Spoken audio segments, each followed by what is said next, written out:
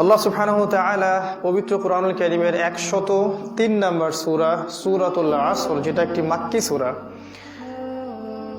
এখানে চারটি মৌলিক বিষয় আলোচনা করেছেন, যে চারটি মৌলিক গুণ অর্জন করা ব্যতীত কোনো মানুষের পক্ষে জান্নাতে যাওয়া সম্ভব নয়। আর এই চারটি মৌলিক গুণ যদি আমরা অর্জন করতে ব্যর্থ হই, তাহলে কোনো সন্দেহ নাই যে আমরা ক্ষতিগ্রস্ত হব। আল্লাহ যখন বলেন যে তোমরা ক্ষতিগ্রস্ত হবে, তার মানে আমরা জাহান্নামে যাব, ইচ্ছায় হোক আর অনিচ্ছায় হোক। আল্লাহ রাব্বুল আলামিন এই সূরাটার মধ্যে বলছেন ওয়াল আসরি, সময়ের কসম, ইন্নাল ইনসানা লাফি খুসর। ইন্না মানে নিশ্চয়ই, আল ইনসান মানে মানুষ, পুরো মানব জাতি, লাফি মানে অবশ্যই, মধ্যে, খুসর মানে ক্ষতি। নিশ্চয়ই মানুষ অবশ্যই ক্ষতির মধ্যে নিমজ্জিত আছে।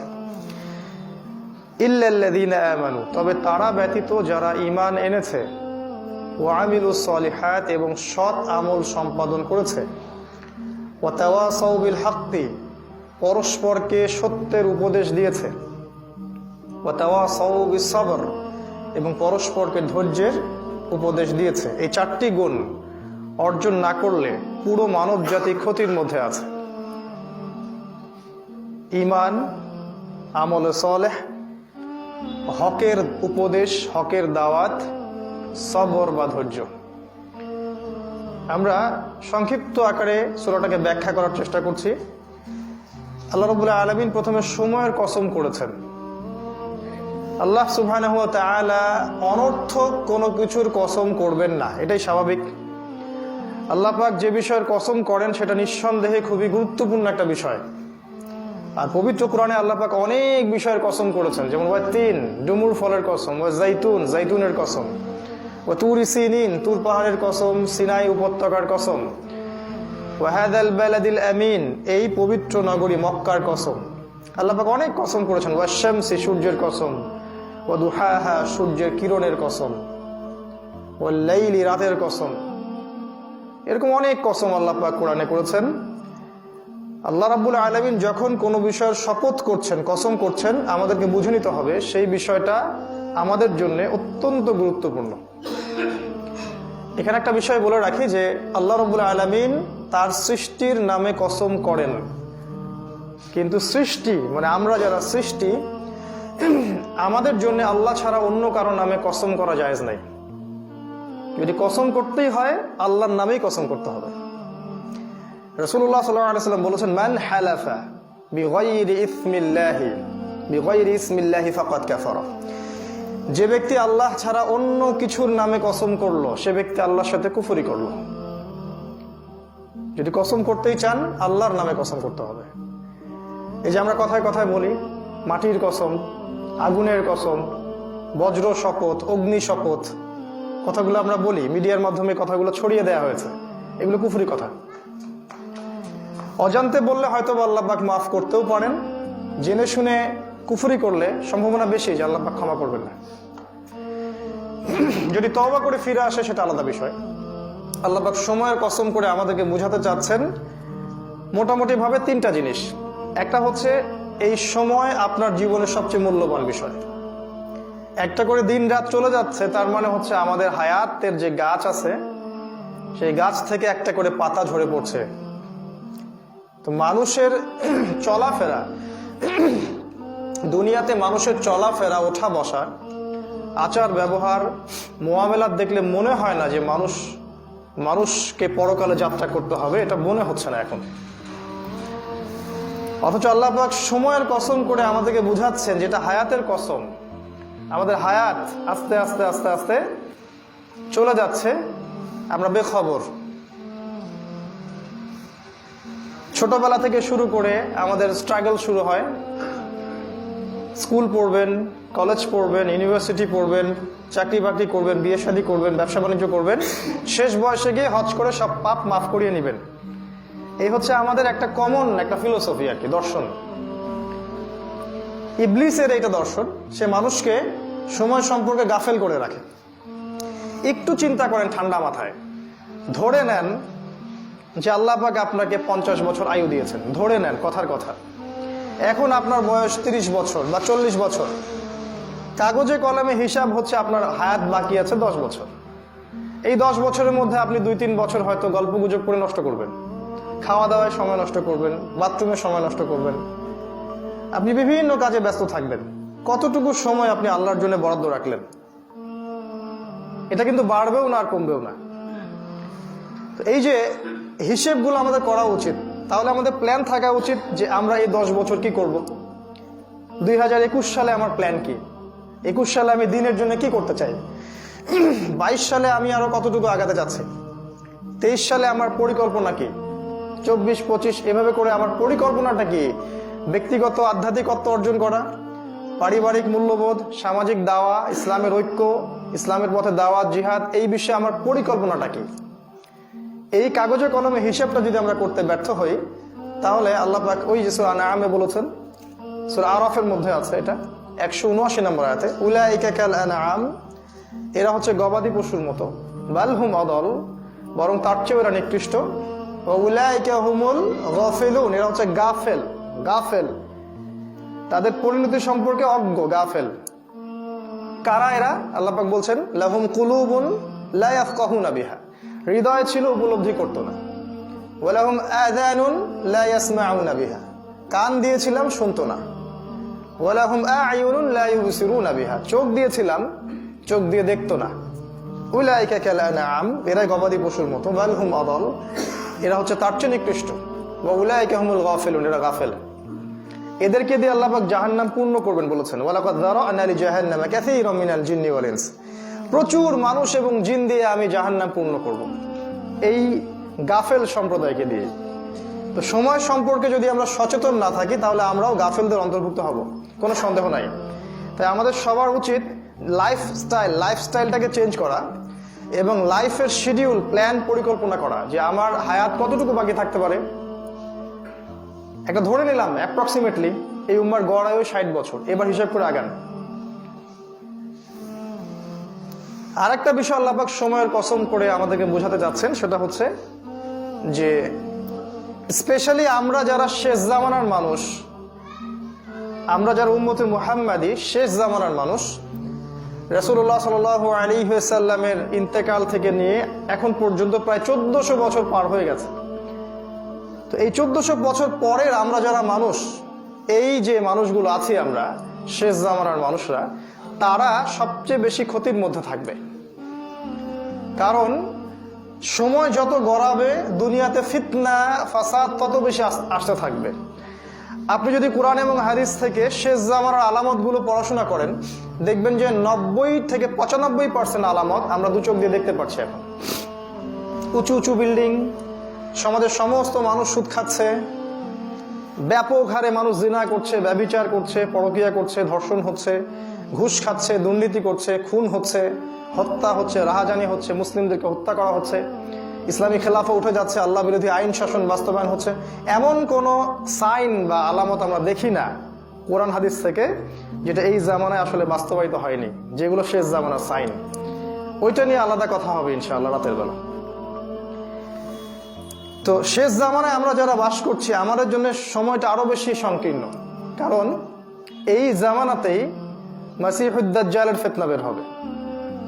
আর দাজ্জাল সম্পর্কে নবী সাল্লাল্লাহু আলাইহি ওয়াসাল্লাম বলেছেন, এ হচ্ছে ইতিহাসের সবচেয়ে বড় ফিতনা। তার মানে শেষ জামানার যে মানুষগুলো আছে, এরা সবচেয়ে বেশি ক্ষতির মধ্যে থাকবে।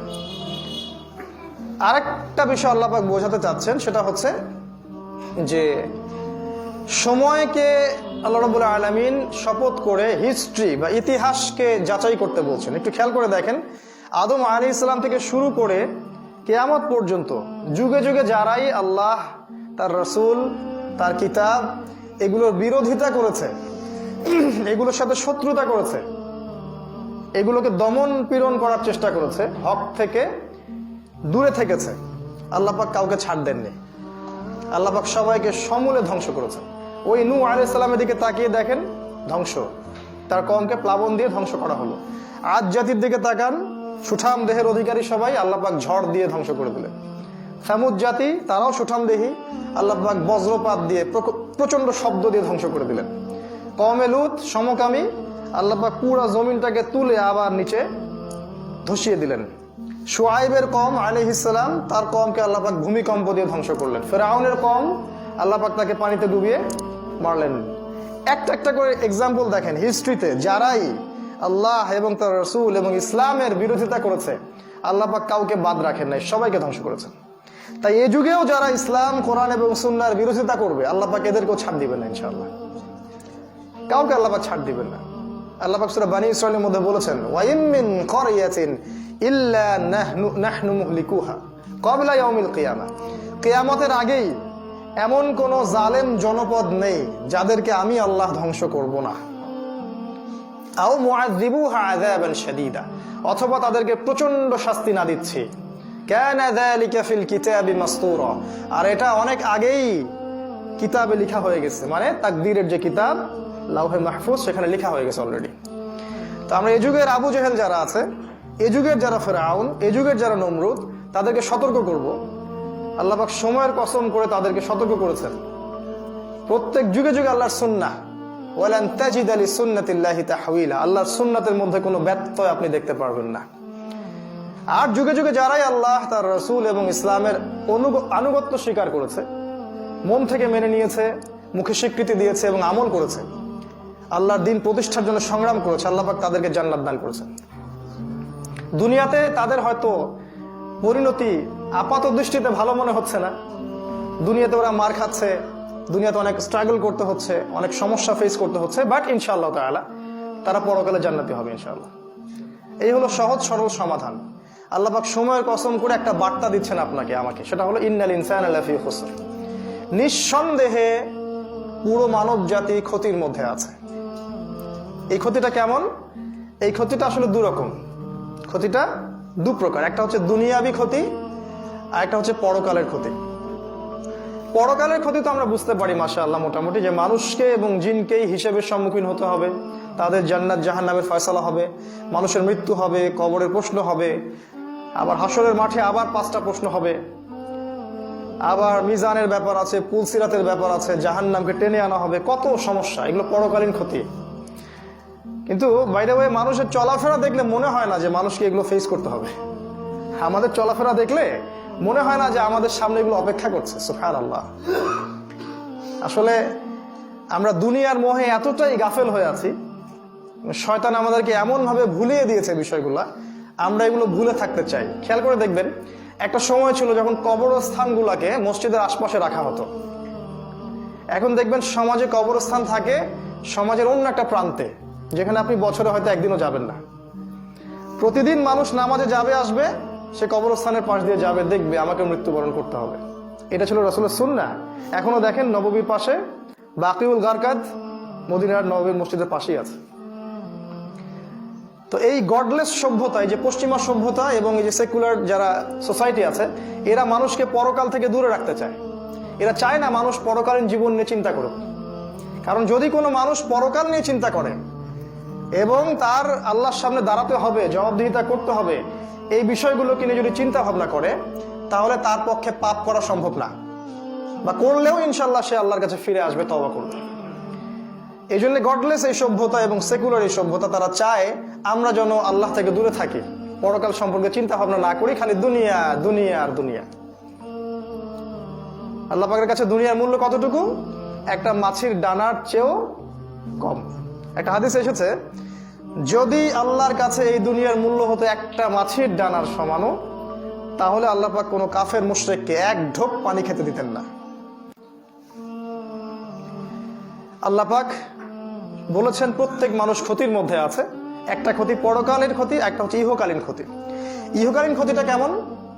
ইহকালীন ক্ষতিটা এমন, একটু খেয়াল করে দেখেন যে আমাদের জীবনের যতগুলো সেক্টর আছে, ব্যক্তি জীবন, পারিবারিক জীবন, আপনার সামাজিক জীবন, আপনার অর্থনৈতিক জীবন বা পলিটিক্যাল লাইফ বা রাষ্ট্রীয় জীবন, প্রত্যেকটা জীবনে আপনি দিকে তাকাবেন, দেখবেন প্রতিটা সমস্যার মূল কেন্দ্র হচ্ছে মানুষ। কোন সমস্যা আল্লাহ পাক আসমান থেকে নাজিল করে দেন না, এর দলিল কোরআনেই আছে। আল্লাহ পাক নাজিল করেন শাস্তি, সমস্যা নয়। যখন উম্মাহ কথা শোনে না, আল্লাহ পাক শায়েস্তা করার জন্য শাস্তি দেন, ওইটা আলাদা জিনিস। প্রবলেমের রুট এটা হচ্ছে মানুষ। সূরা রাদের মধ্যে আছে, আরেকটা হচ্ছে সূরা রুমের মধ্যেও আছে। সূরা রুমের সম্ভবত 34 নম্বর আয়াত কি 38 নম্বর আয়াতের দিকে খেয়াল করলে দেখবেন, আমি একটু ভুল হতে পারি, কাছাকাছি হবে। আল্লাহ পাক বলেছেন যে যাহারাল ফাসাদু ফিল বাররি ওয়াল বাহরি বিমা কাসাবাত আইদিন নাস। মাশাআল্লাহ, আল্লাহ পাক বলছেন জলে এবং স্থলে যত বিপর্যয় ছড়িয়ে পড়েছে সব বিপর্যয় মানুষের হাতের কামাই। এটা আল্লাহর কথা। জলে এবং স্থলে যত বিপর্যয় ফাসাদ ছড়িয়ে পড়েছে এগুলো মানুষের হাতের কামাই। আল্লাহ পাক যখন আদম আলাইহিস সালামকে সৃষ্টি করছিলেন, ফেরেশতারা কিন্তু ভেটো দিয়েছিলেন। তারাও কিন্তু দুটো কথা বলেছিলেন, আপনি কি এমন কাউকে সৃষ্টি করতে যাচ্ছেন যে ব্যক্তি পৃথিবীতে গিয়ে ফাসাদ সৃষ্টি করবে অথবা রক্তপাত ঘটাবে? পৃথিবীর দিকে তাকিয়ে দেখেন, মানুষ এখন পৃথিবীতে কি করে, হয় ফাসাদ সৃষ্টি করে অথবা রক্তপাত ঘটাচ্ছে। তাদের দূরদর্শিতা দেখেন, আমরা আজকে ওটা বাস্তবায়ন করছি। কিন্তু আল্লাহ বলেছিলেন যে না, আমার কিছু বান্দা থাকবে যারা আমার অনুগত হবে। ইন্নী আ'লামু মা লা তা'লামুন, আমি যা জানি তোমরা সেটা জানো না। ওইটা আলাদা টপিক। তো এই যে দুনিয়ার ক্ষতিগুলো আছে, আল্লাহ পাক যেটা বললেন সূরা আসরের মধ্যে, এর মূল জার বা উৎস হচ্ছে মানুষ। আমাদের ব্যক্তিগত জীবনের সমস্যা মানুষের পক্ষ থেকে আসছে। পরিবারের সমস্যা দেখবেন মানুষের মস্তিষ্ক প্রসূত সমস্যা।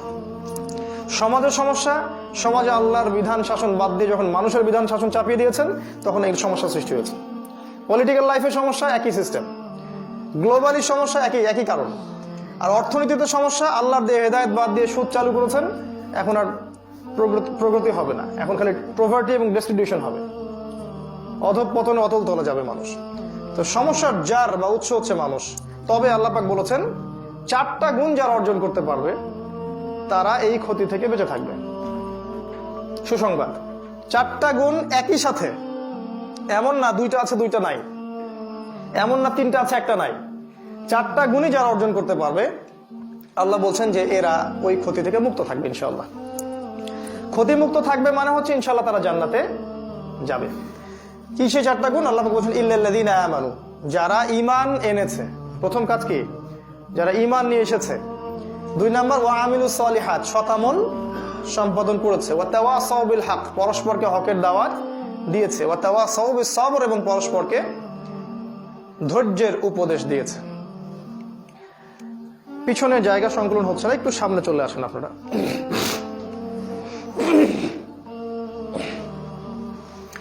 তাহলে আমরা বুঝতে পারছি যে আমাদেরকে প্রথম যে কাজটা করতে হবে সেটা হচ্ছে ঈমান। দুঃখের বিষয় হচ্ছে যে আমাদের শিক্ষিত সমাজকেও যদি আজকে জিজ্ঞাসা করা হয় যে ঈমানের ভিত্তি কয়টা, তারা বলতে পারে না। তাদের নাম কিন্তু আব্দুল্লাহ, আব্দুর রহিম, আব্দুর রহমান। তারা বছর বছর হজ করে, উমরাও করে। যদি বলেন হুজুর ফরজ কয়টা, বলতে পারে না। ইসলামের ভিত্তি কয়টা, আর কান কয়টা, বলতে পারে না। কোরআনে কয়টা সূরা আছে সেটাও বলতে পারে না। আর যদি ভুলে জিজ্ঞেস করে ফেলেন যে এই সূরাতে কি বলা হয়েছে বা এই আয়াতটা কোন সূরায় আছে, তাহলে তো মাথার মধ্যে আকাশ ভেঙে পড়বে। এদিকে মাশাআল্লাহ তার ডিগ্রি আছে, এসএসসি, ইন্টার, এইচএসসি, এদিকে আপনার অনার্স, মাস্টার্স, হ্যাঁ, এমবিএ, বিবিএ, ডক্টরেট সব করা আছে মাশাআল্লাহ। এই বেসিক জিনিসগুলো জানে না। এই জন্য এগুলো নিয়ে আবার কথা বলতে হয়। এটা দুঃখজনক যে ঈমানের পিলার নিয়ে আবার কথা বলতে হচ্ছে। সমাজটা এমনই চলছে এখন। ঈমানের পিলার 6টা। প্রথম কাজ ঈমান। ঈমান মানে হচ্ছে বিশ্বাস। কিসে বিশ্বাস করব? হাদিসে জিবরিল পড়লে দেখবেন, আজকে ব্যাখ্যা করার সময় নাই, আমি শর্ট করে বলছি। হাদিসে জিবরিল খুললে দেখবেন নবী সাল্লাল্লাহু আলাইহি ওয়াসাল্লামকে জিবরাইল আলাইহিস সালাম প্রশ্ন করেছিলেন ঈমান কাকে বলে, আখবিরনি আনিল ঈমান। তিনি 6টা পিলারের কথা বলেছেন, 6টা। 1 নাম্বার হচ্ছে আল্লাহ বিশ্বাস করা। 2 নাম্বার হচ্ছে ফেরেশতাগণের প্রতি বিশ্বাস। 3 নাম্বার আসমানি কিতাব সমূহের প্রতি বিশ্বাস। 4 নাম্বার নবী রসুলগণের প্রতি বিশ্বাস। 5 নাম্বার পরকালের জীবনের প্রতি বিশ্বাস। এবং 6 নাম্বার তাকদীর, ভাগ্যের ভালো মন্দের প্রতি বিশ্বাস। এই 6টা পিলারের প্রতি যে ব্যক্তি মন থেকে বিশ্বাস করে, মুখে স্বীকৃতি দেয় এবং কাজে বাস্তবায়ন করে, তাকে বলা হয় মুমিন। আবার বলছি, এই 6টা পিলারকে যে ব্যক্তি মনে বিশ্বাস করে, হৃদয় থেকে বিশ্বাস করে, মুখে স্বীকৃতি দেয় এবং কাজেও বাস্তবায়ন করে, তার নাম হচ্ছে মুমিন। যে ব্যক্তি মনেও বিশ্বাস করে না, মুখে স্বীকৃতিও দেয় না, কাজও করে না, এর নাম কাফের। যে ব্যক্তি মনে বিশ্বাস করে না কিন্তু মুখে স্বীকৃতি দেয় আর কাজও করে না, এর নাম মুনাফিক। আমি বুঝাতে পারলাম? এই হলো ক্লাসিফিকেশন। আবার কিছু মানুষ মনে বিশ্বাস করে, মুখে স্বীকারও করে, কিন্তু কাজ করে না, এদেরকে বলা হয় জালেম, ফাসেক। একটা বিষয়কে কেন্দ্র করে অনেকগুলো হুকুম চলে আসে আর কি। আমাদের কাজ হবে এই 6টা পিলারকে হৃদয় থেকে বিশ্বাস করা, মুখে স্বীকৃতি দেয়া এবং তদানুযায়ী কাজেও বাস্তবায়ন করা। শুধু বললেই হবে না যে আমি মুসলিম, আমি মুমিন, আপনাকে কাজেও বাস্তবায়ন করতে হবে। অনেকে বলে আমি নামাজ পড়ি না, তাতে কি হয়েছে, আমার ঈমান একদম পাক্কা মজবুত আছে। কথাগুলো আমরা শুনি, দুঃখজনক। তো এটা ঈমান নয় ভাই। ঈমান আনতে হলে আপনাকে কাজেও বাস্তবায়ন করতে হবে। আপনার জন্য ঈমানের সবচেয়ে জাজল্যমান দৃষ্টান্ত হচ্ছে নবী সাল্লাল্লাহু আলাইহি ওয়াসাল্লাম। তিনি ছিলেন সবচেয়ে উঁচু স্তরের মুমিন। তার জীবনটা আপনি দেখেন, তার সিরাতটা পড়েন, তিনি যেভাবে চলেছেন আপনাকে সেভাবেই চলতে হবে। এটাই সুন্নাহ, এটাই উসওয়াতুল হাসানাহ। একটা বিষয় আপনাদের দৃষ্টি আকর্ষণ করব, দেখুন ঈমানের এই 6টা পিলার, এই 6টা পিলারকে কিন্তু আপনি বিজ্ঞান দিয়ে, যুক্তি দিয়ে, দর্শন দিয়ে প্রমাণ করতে পারবেন না। আজকালকার যে এডুকেশন সিস্টেম, পড়াশোনার সিস্টেম, এখানে শেখানো হয় যে জ্ঞান হচ্ছে সেটাই, পরীক্ষা নিরীক্ষা পর্যবেক্ষণের মাধ্যমে যেটা সিদ্ধান্তে উপনীত হওয়া যায় সেটাই হচ্ছে জ্ঞান। এই কথাটা যুবকরা ভালো বুঝতে পারবে। এখন আল্লাহকে ল্যাবরেটরিতে প্রমাণ করা যাচ্ছে না, অতএব আল্লাহর অস্তিত্ব নাই। মালায়েকাকে ল্যাবরেটরিতে প্রমাণ করা যায় না, যুক্তি দিয়ে, বিজ্ঞান দিয়ে, দর্শন দিয়ে প্রমাণ করা যায় না, অতএব মালায়েকার কনসেপ্ট বাদ।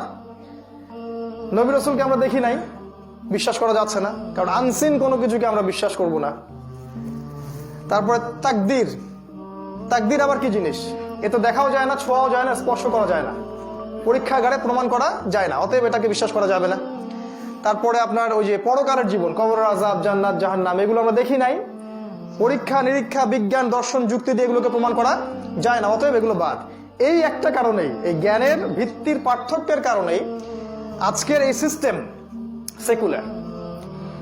তাদের জ্ঞানের উৎস হচ্ছে পরীক্ষা নিরীক্ষা পর্যবেক্ষণে প্রমাণ হলে তারপরে জ্ঞান নিব। আর আমাদের জ্ঞানের ভিত্তি হচ্ছে আল্লাযীনা ইউমিনুনা বিল গায়বি, যারা অদৃশ্যে বিশ্বাস করে। আল্লাহকে দেখি নাই, বিশ্বাস করি। রাসূলগণকে দেখিনি, বিশ্বাস করি। ফেরেশতাগণকে দেখেছি, দেখি নাই, বিশ্বাস করি। আসমানি কিতাব একটাও দেখেছেন আগেরগুলা? দেখেন নাই, বিশ্বাস করতে হয়। তাকদীর দেখেছেন কখনো? তাকদীর বিশ্বাস করতে হয়। পরকালের জীবন, মৃত্যু, কবর, হাসর নাসর, কবরের আযাব দেখেছেন? বিশ্বাস করতে হয়। আমাদের বিশ্বাসের ভিত্তি হচ্ছে গায়েব। আর ওই পশ্চিমা সভ্যতা এবং তার যত দোসর আছে সারা ওয়ার্ল্ডে, তাদের জ্ঞানের ভিত্তি হচ্ছে পরীক্ষা নিরীক্ষা, যুক্তি, বিজ্ঞান আর দর্শন। এই জায়গাটা শেকড়ের পার্থক্য আছে ওদের সাথে আমাদের। এই কারণে ওরা গডলেস ওয়ার্ল্ড, আল্লাহহীন একটা সভ্যতা। আর ওই সভ্যতার কার্বন কপি এখন সমস্ত মুসলিম দেশে, প্রতিটা মুসলিম কান্ট্রিতে এখন সেই সভ্যতাই চলছে। আর আমাদের ছেলেমেয়েরা যে এডুকেশন সিস্টেমে পড়াশোনা করছে, এটা ওই গডলেস এডুকেশন সিস্টেম। ওরা কখনোই গায়েবে বিশ্বাস করবে না। ইভেন তারা কখনো ইনশাআল্লাহ কথাটাও বলবে না। ইনশাআল্লাহ বললেও আপনি মৌলবাদী হয়ে যাবেন। ব্যাপারটা এরকম আর কি। যাই হোক, ঈমানের এই 6টা পিলার, আমাদের কাজ হবে মনে বিশ্বাস করা, কাজে বাস্তবায়ন করা আর মৌখিক স্বীকৃতি দেয়া। 2 নাম্বার, ঈমানের পরপর যে কাজটা, সেটা হলো ওয়া আমিলুস সালিহাত, আমলে সালেহ করতে হবে, সৎ আমল করতে হবে। এখন আমলে সালেহ এর সংজ্ঞাটা কি? সহজ কথায় সংজ্ঞা হচ্ছে, আল্লাহ পাক তার পাক কালামের মধ্যে, কুরআনুল কারীমের মধ্যে এবং নবী সাল্লাল্লাহু আলাইহি ওয়াসাল্লাম হাদিসের কিতাবগুলোর মধ্যে যত ভালো কাজ করতে বলেছেন সবই আমলে সালেহ। আল্লাহ এবং তার রাসূল সাল্লাল্লাহু আলাইহি ওয়াসাল্লাম কোরআন এবং হাদিসে যত ভালো কাজ করতে বলেছেন সবই আমলে সালেহ। ফর এক্সাম্পল, সালাত, 5 ওয়াক্ত সালাত আপনার আমলে সালেহ। আপনি যাকাত দিবেন সামর্থ্য হলে, আমলে সালেহ। সামর্থ্য হলে আপনি হজ করবেন, উমরা করবেন, আমলে সালেহ। রমাজানে সওম রাখবেন, আমলে সালেহ। ইভেন আপনি আপনার স্ত্রীর সাথে হাসি মুখে কথা বলছেন বা তার সাথে আপনি যে মিলিত হচ্ছেন দোয়া পড়ে, সেটাও আমলে সালেহ। বাথরুমে ঢুকছেন, দোয়া পড়ে, এটাও আমলে সালেহ। ঘুমাচ্ছেন, বিসমিল্লাহি আল্লাহুম্মা বিসমিকা আমুতু বলে, এটাও আমলে সালেহ। একজন মুমিন ভাইয়ের সাথে হাসি মুখে কথা বলছেন, সেটাও আমলে সালেহ। আপনি জুমার নামাজ পড়তে আসছেন, প্রতি পদক্ষেপ ফেলে ফেলে আসলেন, এগুলো আমলে সালেহ। মানে প্রতিটা কাজ, মুমিনের প্রত্যেকটা কাজ যদি সুন্নাহ মোতাবেক হয়, রাসূলের আদর্শ মোতাবেক হয়, প্রতিটা কাজই হচ্ছে আমলে সালেহ। এটা নিয়ে আলাদা খুতবা দেওয়া যেতে পারে। তো সমস্যা অন্য জায়গায়। সমস্যা হচ্ছে আল্লাহ এবং তার রাসূল কোরআন এবং হাদিসে যত কাজ থেকে আমাদেরকে নিষেধ করেছেন, সেই কাজগুলো থেকে দূরে থাকাও কিন্তু আমলে সালেহ। এই জায়গায় আমাদের সমস্যা। কারণ আমরা কাজ তো করতে চাই অনেক, কিন্তু নিষেধগুলো বর্জন করতে চাই না। খেয়াল করে দেখবেন, মাশাআল্লাহ 5 ওয়াক্ত নামাজ পড়ে আবার সুদও খায়, বছর বছর হজমরা করে আবার ঘুষও নিচ্ছে, দুর্নীতিও করছে, মানুষের সম্পত্তি আত্মসাৎও করছে, বোনের জমি দিচ্ছে না, পিতামাতার খেয়াল রাখছে না, ভাইয়ের সাথে ভাইয়ের শত্রুতা, প্রতিবেশীর সাথে প্রতিবেশীর শত্রুতা। মানে আমরা কিন্তু নিষেধ ছাড়তে চাই না, আমরা আমল করতে চাই। আল্লাহ রাসূল যে আদেশ করেছেন আমল করতে চাই, মাশাআল্লাহ, এখানে কার আপত্তি নাই, কিন্তু নিষেধ ছাড়তে চাই না। তাদের জন্য আল্লাহ পাক একটা সুসংবাদ দিয়েছেন। সূরা বাকারার মধ্যে আছে আয়াত নাম্বার 85 এবং 86, আল্লাহ পাক বলেছেন, আফাতুমিনুনা বিবা'দিল কিতাব ওয়া তাকফুরুনা বিবা'দ। তোমরা কি কোরআনের মানে শরীয়তের কিছু অংশকে মানো আর কিছু অংশকে মানো না? তোমরা কি কিতাবের কিছু অংশকে মানো আর কিছু অংশকে মানো না? ভালো কাজ করো, খারাপ কাজ ছাড়ো না। অনেকটা এমন, যারা এই কাজ করবে তাদের জাযা। ওয়া মা ইয়াফআল মিনকুম যালিক আফাতুমিনুনা বিবা'দিল কিতাব ওয়া তাকফুরুনা বিবা'দ ওয়া মা ইয়াফআলু যালিক, যে ব্যক্তি এই কাজগুলো করবে তার জাযা হচ্ছে ইল্লা খিজিউন ফিল হায়াতিদ দুনিয়া, এই দুনিয়াতেই আল্লাহ পাক তাদেরকে লাঞ্ছিত করবেন। এটা শাস্তি, আল্লাহ পাক এই দুনিয়াতেই তাদেরকে লাঞ্ছিত করবেন। আমাদের এই লাঞ্ছনার মূল কারণ হচ্ছে আমরা কিতাবের কিছু অংশকে মানি, কিছু অংশকে মানি না। এটাই বাস্তবতা। আমরা নামাজ পড়তে চাই, সুদ ছাড়তে চাই না। আমরা যাকাত দিতে চাই, আমরা এদিকে ঘুষ ছাড়তে চাই না।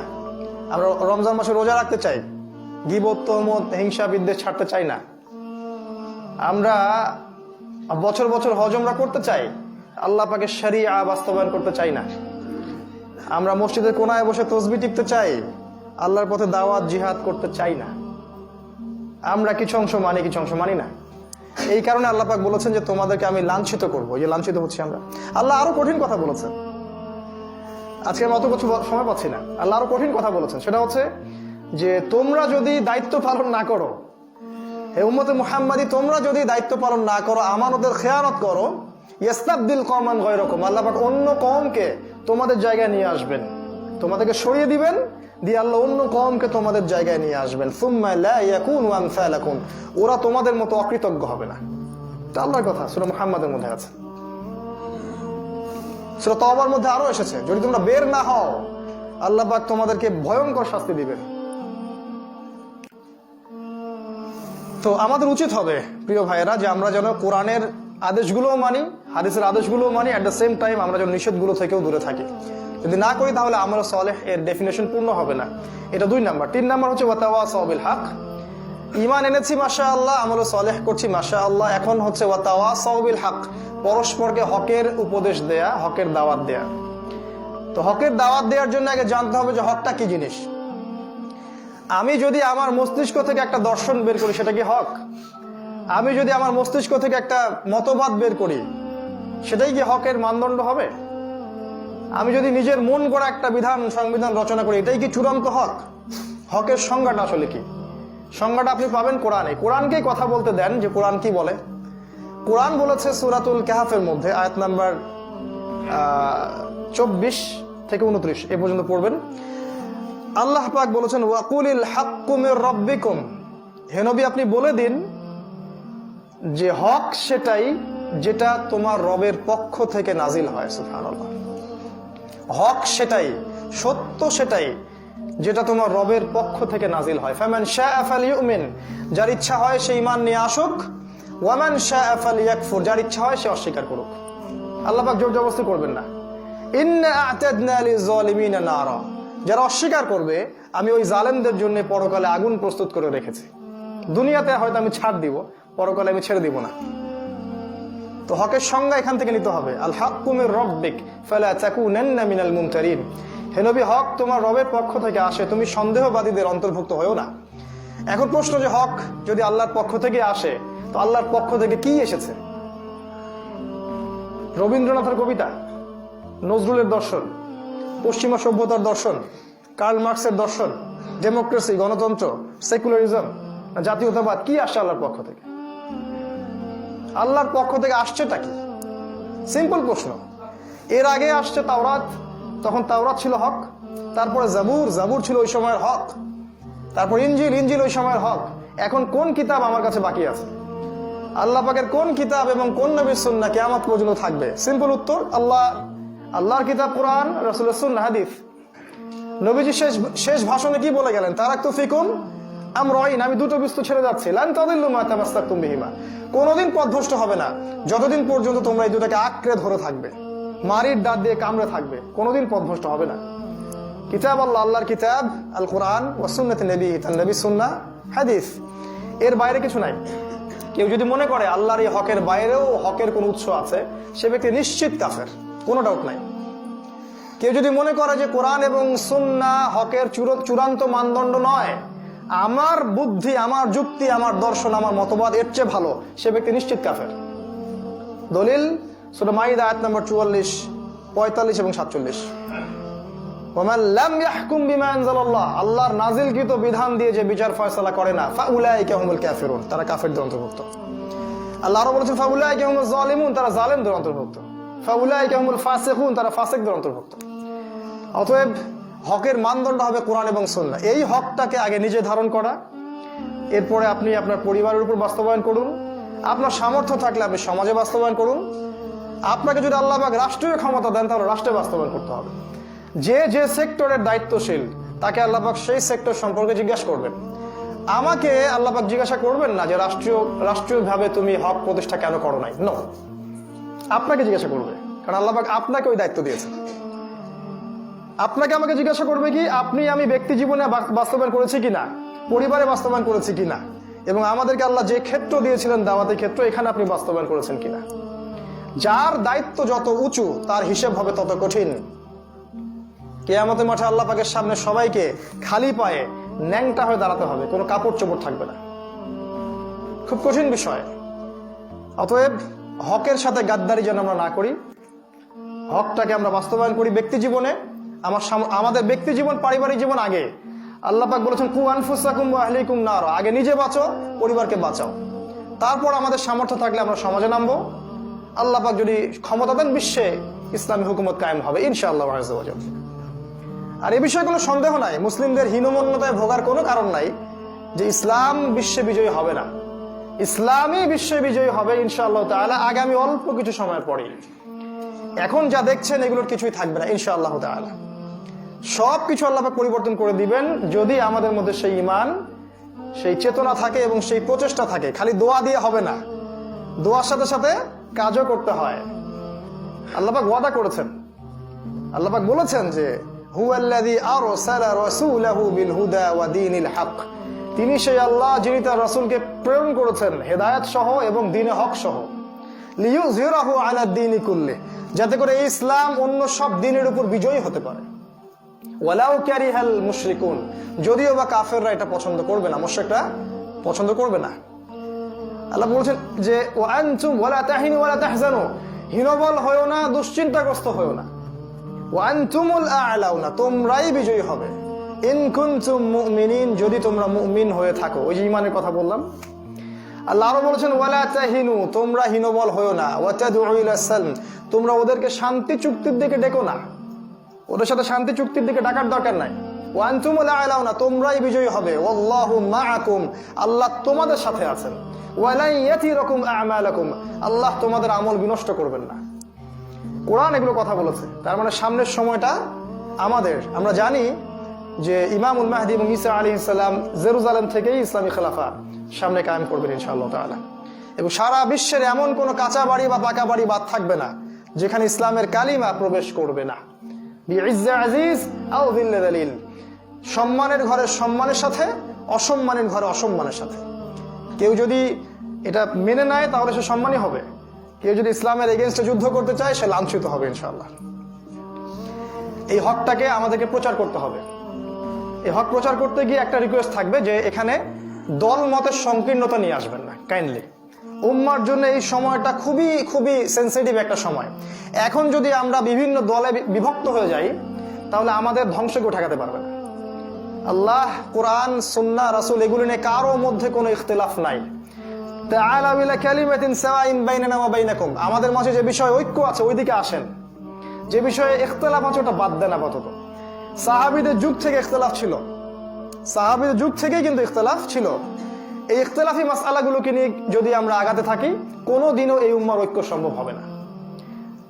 তাই ঐক্যবদ্ধ প্ল্যাটফর্মে আসতে হলে আমাদের কিন্তু উদারনৈতিক হতে হবে, ছাড় দেওয়ার মানসিকতা থাকতে হবে, না হলে ভাই ভাই এক জায়গায় বসতে পারবো না। একটা হাদিস বলি যে নবী সাল্লাল্লাহু আলাইহি ওয়াসাল্লাম বলেছেন, তোমরা ততদিন পর্যন্ত জান্নাতে যেতে পারবে না যতদিন পর্যন্ত না তোমরা একে অপরকে ভালোবাসছো।